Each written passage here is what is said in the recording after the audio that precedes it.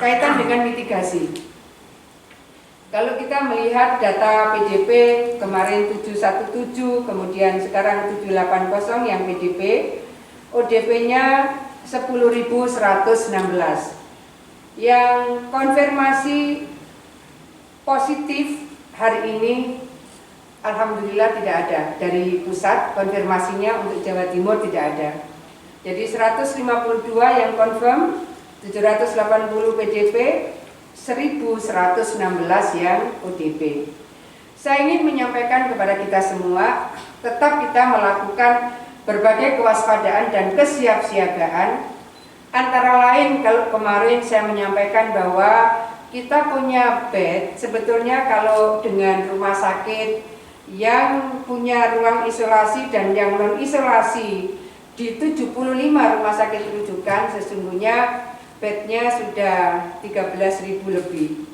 Nah, saya ingin menyampaikan bahwa ada proses yang sekarang sedang dilakukan oleh Pemprov adalah kita sedang menambah tenaga kesehatan sebanyak 470 orang. Kebetulan Rumah Sakit UNER baru melakukan proses seleksi untuk diterima di RSUA. Dari mereka yang ikut seleksi diterima di RSUA 30 orang.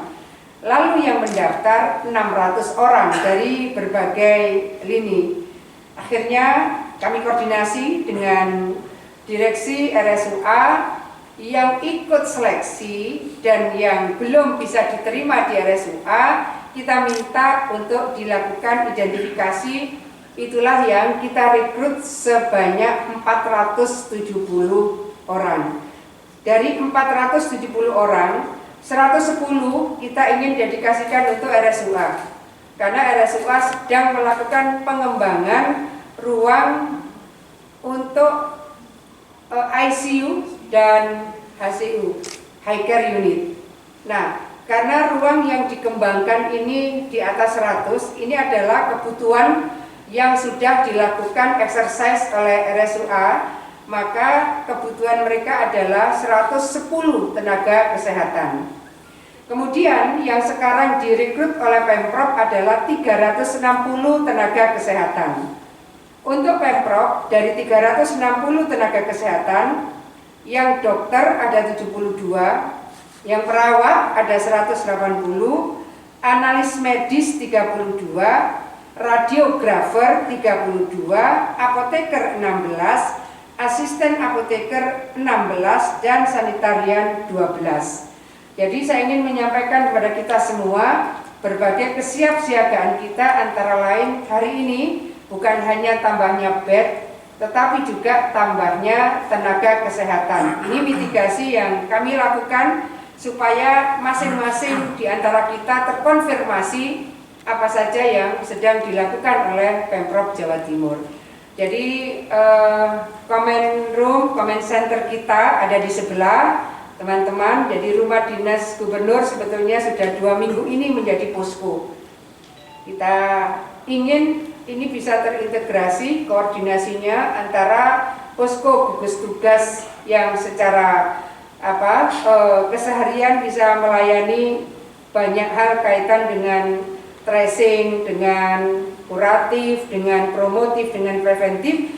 Ini kalau kuratifnya, tracingnya ini tidak di dalam satu update data yang real time bisa dilakukan telaah, analisis, dan quick respon, kemungkinan penanganannya tidak bisa dilakukan secara cepat dan komprehensif.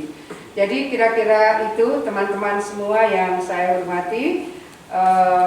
Berikutnya saya ingin, ini teman-teman, alhamdulillah hari ini kami dapat informasi lagi ada 2 pasien yang sembuh. Alhamdulillah, 1 dari Blitar, 1 lagi dari Surabaya, sehingga total pasien sembuh atau konversi negatif di Jawa Timur menjadi 30 orang, setara dengan 19,74%. Dan hari ini kita juga berduka ada 3 pasien positif yang meninggal, 2 dari Surabaya dan 1 dari Kediri.